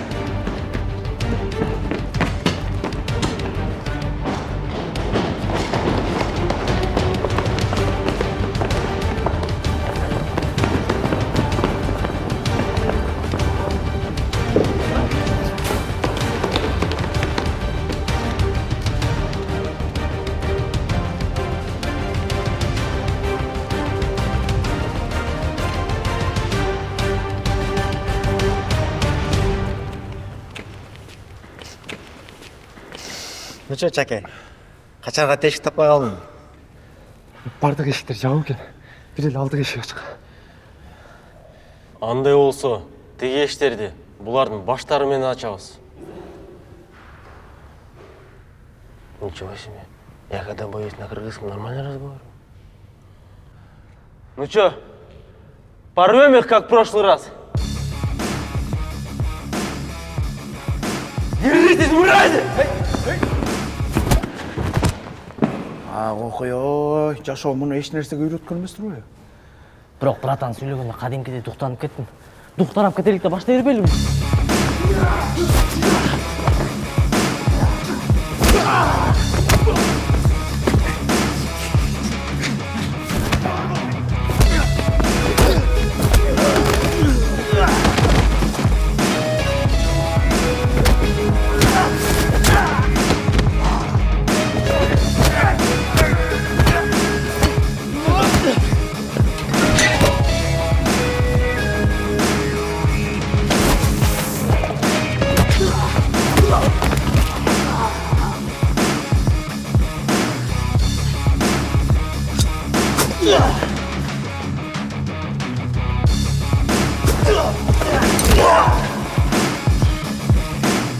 Ох, я байке. Мына қапталарын көрсеңіз. Тез, не болды, сұрсаңыз келіңіз. Кез қапталарын көрсеңіз.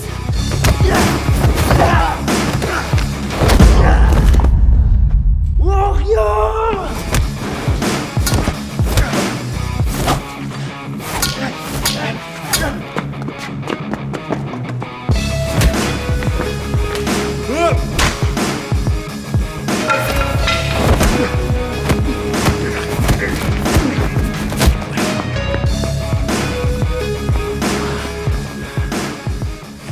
вот, өйде дöndürüp көрсеңіз, болмай, Меңіз қарбаңыз.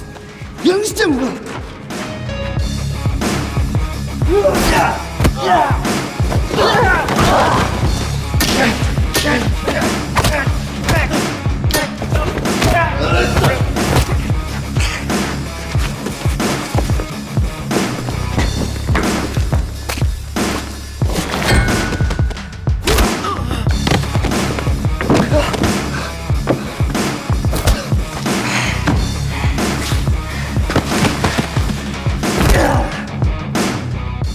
Это крымская армия, брат.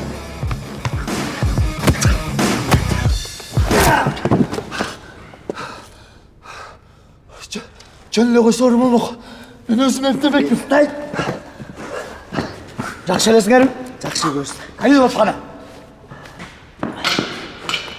Бекач. Бекта. Бара!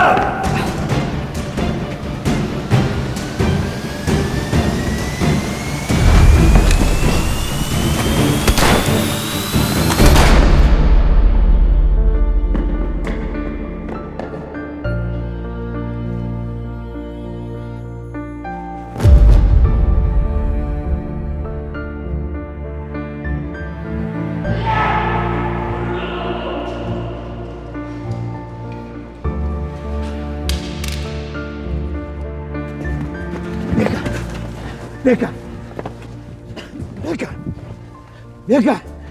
Нені қарашы, Бека? Көзіңді ашшы, Бека. Демал, Бека. Ойғаншы.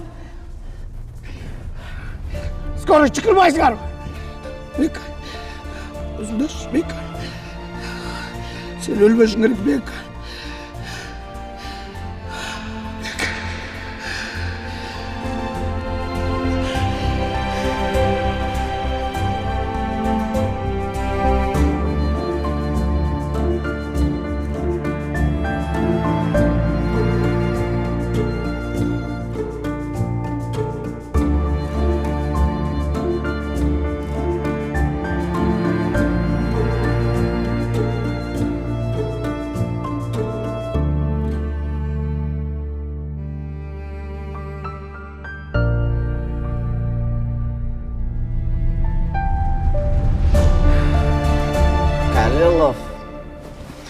Калилов, братан.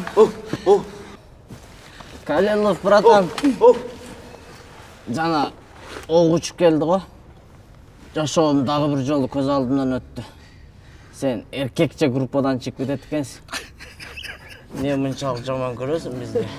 Ты больной. Сілер қақатайып тұру бересіңер ме, же мені больницаға алып бараш ниетіңер бар ма?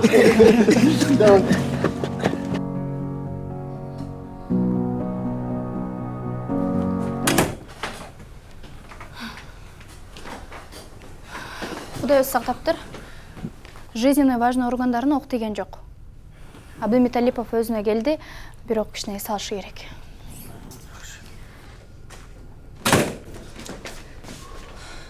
Срочно телефон керек болып отады. Сен не тұрың, бар жат?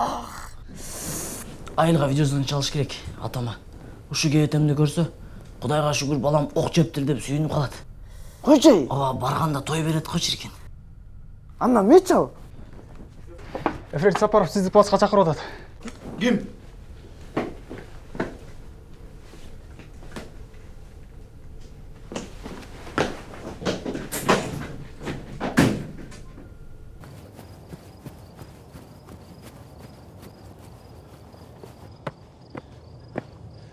Қырғыз Республикасының құралды күштерінің башқы қолбасшысы Сиздин буйругуңуз менен ефрейтор Сапаров келди. Ассаламалейкум. Ассаламалейкум. Азаматсыз, Асан Сапарович. Бұл қылмыштың бетін ачқанға жардам бергеніңізге ыраазычылык билдирем. Жамбараков камакка алынды, анын орду эми түрмөдө. Ал эми 450 үй бүлөнүн турак жай маселесин мен өз көзүм өлүм алам. Чоң рахмат, жолдош президент. Бирок сиздин балаңыз болбогондо бул маселе чечилбей калмак. Азаматсың. Кой бер. Ассаламалейкум куда, кандайсыз, жакшысызбы? Кандай келип алдыңыз? Куда? Ана шишпай түшүндүрүп бер. Бизге кичинекей белегим бар эле, ошону тапшырып коеюн. Экөөбүз 1000 жылдык кудалардан бололу. Кечиресиз. Не унутасың? Куда менен сүйлөшүп атам. Баса, жогорку кеңеште бир орун бошоп калды. Жумушка эртерээк чыгыңыз, Менби? Сиз? Жаңы кызматыңыз кут болсун, депутат Асан Сапарович. Чоң рахмат. Чоң рахмат, жолдош президент. Азыр, Бул мен куда, мен. Дастан куда деп сохранить этип коебуз. Мен номерим. Макул. Куда алдында түстөр.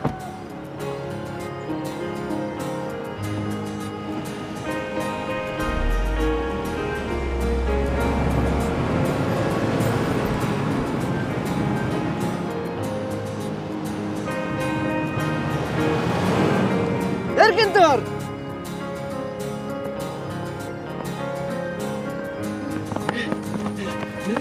Не dedi президент? Не dedi? Бал, айтпайсың не деген? Мен жигиттер, Кудай буюрса депутат. Боп кетиш деген ушултурбайбы? Мен силердей жигиттер менен кызмат өтөгөнүмгө сыймыктанам. Жакшылыгыңарды эч качан унутпайм. Братан, бул жерде мамилени унутуп бизди кидет этип аткан Кайли феле бар. Калганыбыз акырына чейин бирге болобуз го. Акырмайсыңбы? Кат жаздым bir кызга арнап. Колумда кызыл кызгалдак. Колумда болсо кызгалдак. Аны да кимде кызганбак. Сен менин асыл затым. Сүйөм деп жазган атым. Алдап биргеттиң адамды. Ачкы ак махаббатым. Ай, чип. Жолдош полковник, сиздин буйругуңуз менен Кенже сержант Мамат Карим уулу аскердик билет алууга келди. Жолдош полковник, сиздин буйругуңуз менен Кенже сержант Калилов аскердик билет алууга келди. Жолдош полковник, ефрейтор Сапаров сиздин буйругуңуз менен аскердик билет алууга келди. Туктай. Ата мекенге кызмат кылам. Сапка тур. Жарайт. Сол. Кадам. Да. Түздөн. Түздөн. Үйдү көзөй, кадам. Да. Эсеп.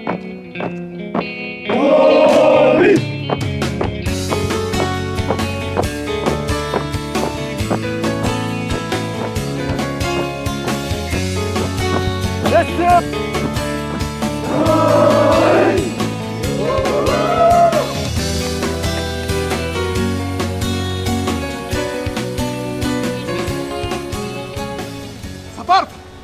Түстүр. Эркин тур. Сапаров. Кайсымшымы унутуп калыптыр? Мен атайын калтыргам. Сага менден белек болсун деп. Бирок туфлиди бересиң. Тамаша. Жакшылыктарга кий.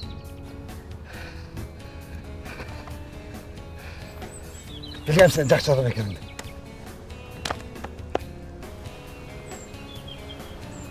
Сапаров. Смотри.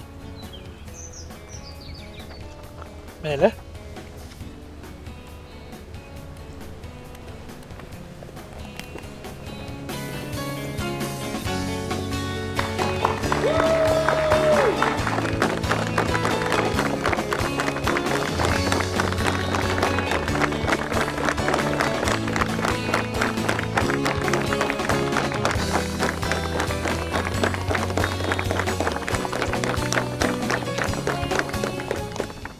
Бул жерде эмне болуп атат, жолдош капитан? Бул адамдар сенин жардамың менен буйрса үйдө болушат.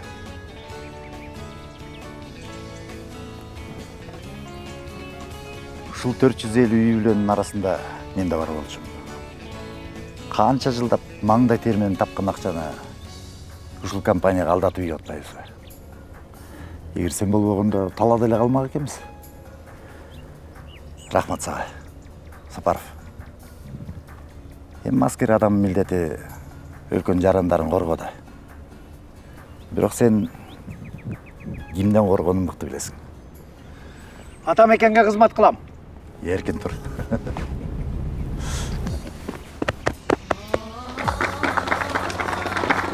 Кыздарыңыздан!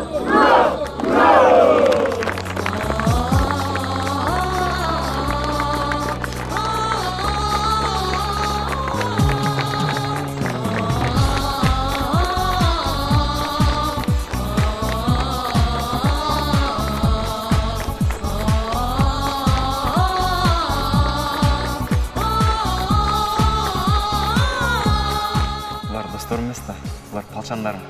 Палчандар достардан да артық.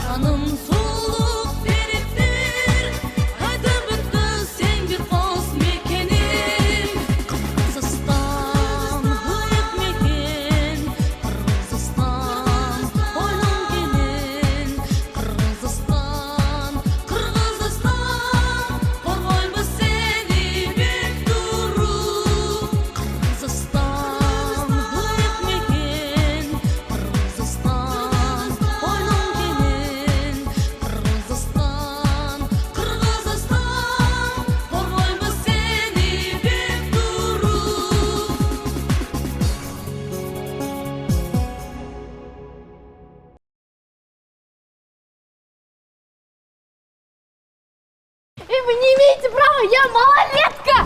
Силер эмне жинди болдуңар? Кыздарды армияга алып баштайлы деп келдиңерби? Бардыгын эмес. Мына конкретно ушул кыздарды. Каяктагы армия? Кыздарды армия алса, смело барабыз деп ким курат эле? Чакыргыла, биз барабыз. Мындай найм отсак айтылып кетти деп эмне болду эми? Кыздар тандагылар. Бир ай түрмөдө, же бир ай армияда. Тигил жакка дагы, бул жакка дагы барбайсызга барам барбы? Жок. Мен үйдүн жалгыз кызымын. Мага барганга болбойт. 180 красавчиктер каякта эле? Назгвардиядабы?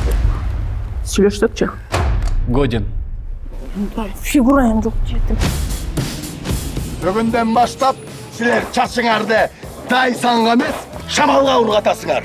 Наряд деген кийим эмес, ал деген жумуш.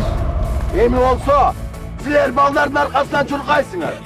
Кечинде Поки, Ноки деген СМС эмес, Отбой деген командага уктайсыңар. Жакпайбы? Америкага барып жашагыла, Европага барып жашагыла. Где-то я это уже слышала. Кыздар, болбойсуңар, силер күтүп атпайсызбы? Адамзат носкини качан эле ойлоп тапкан. Силер болсо до сих пор багы чүпүрөк менен бутуңарды ороп бересиңер деген. Робот, пылесос. Бул аябай керектүү нерсе. Ухаживать этсин, нормально ухаживать этсин. Тем более менин характеримди көтөрө албайсың. Ал характериң эмес, өзүңдү көтөрүп алдыңбы? Вот! Айда жуас!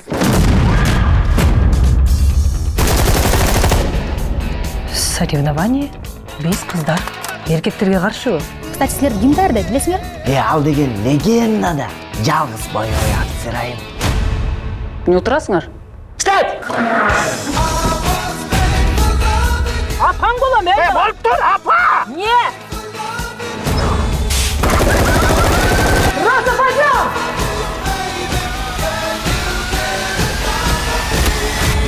Кыздар, силер шашыңарды ала элексиңер да спор.